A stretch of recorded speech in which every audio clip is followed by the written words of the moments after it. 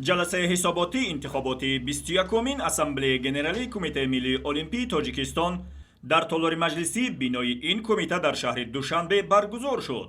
در آغاز حسابات کمیته ملی المپی تاجیکستان در سالهای 2017-2021 شنیده شد و قید گردید که 14 فوریه سال 2018 اساسگزار صلح و وحدت ملی پیشوای ملت پرزیدنت کمیته ملی المپی تاجیکستان محترم امامعلی رحمان در یکجایی با رئیس شهر دوشنبه محترم رستم امامعلی با شرایط کمیته بعد از نوسازی شناس شدند.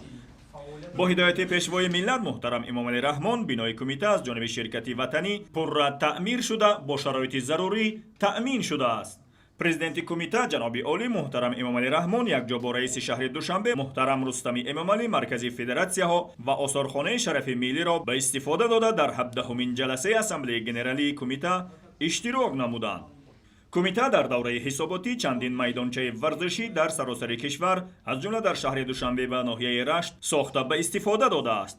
سال 2020 باشد با دستور پیشوای ملت مکتب اینترنتی ورزشی به نام ابراهیم حسنوف از تعمیر عمومی برآورده شد. سالهای 2017 تا 2021 28 ورزشگر از دستگیری مالیوی المپی توکیو 2020 برخوردار شدند که مبلغ عمومی برنامه‌ای $278,800 ایالات متحده آمریکا را تشکیل داد. همچنین مکتب‌های ورزشی، فدراسی‌های ورزشی و ورزشگران نیز با تجهیزات و لوازمات ورزشی تأمین گردیدند. در دوره حساباتی هیئت المپی تاجیکستان در بازی‌های زمستانه آسیا سپورو 2017، بازی‌های همبستگی اسلامی باکو 2017، بازی‌های آسیایی داخل تالار و هنرهای رزمی اشخاباد 2017، بازی‌های آسیایی جاکارتا پالمبانگ 2018، بازی‌های المپی نورسان بوئنوس آیرس 2018، بازی‌های زمستانه بچه‌های آسیا ساخالین 2019، بازی‌های المپی توکیو 2020 اشتراک کرده در بازی‌های همبستگی اسلامی 3 مدال برنجی در بازی‌های آسیایی داخل تالار و هنرهای رزمی 51 مدال و در بازی‌های آسیا 7 مدال به دست آوردند.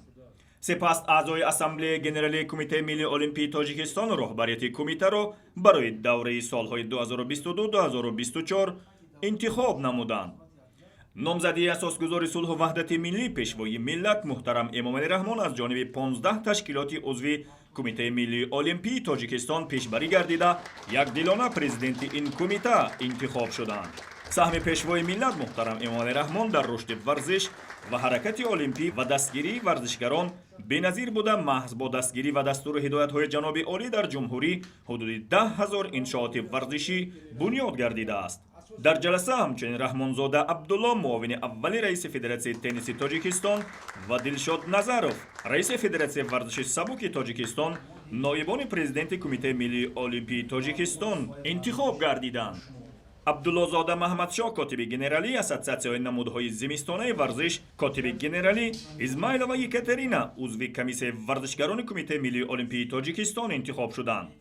همچنین قلندر و شاهده عضو فدراسیون جودوی تاجیکستان، محمد علی زاده عبدالله کاتب گنرالی فدراسیون چوگانبازی تاجیکستان، سعیدوف حسین جان عضو فدراسیون توپ دستی تاجیکستان و خیرالله و نیگینا کاتب گنرالی فدراسیون کاراته دو تاجیکستان اعضای دیگری کمیته اجرایی کمیته ملی المپی تاجیکستان برای دوره‌های سالهای 2022 تا 2024 انتخاب گردیده. همچنین نقشه کار و نقشه بودجتی کمیته برای سال 2022 تصدیق شدند. در انجام اشتراکچیان اسامبله گنرالی کمیته ملی المپی تاجیکستان همچنین نظر و اندیشه و پیشنهادهای سازنده را در مورد فعالیت باز هم با ثمر این کمیته ارائه نمودند.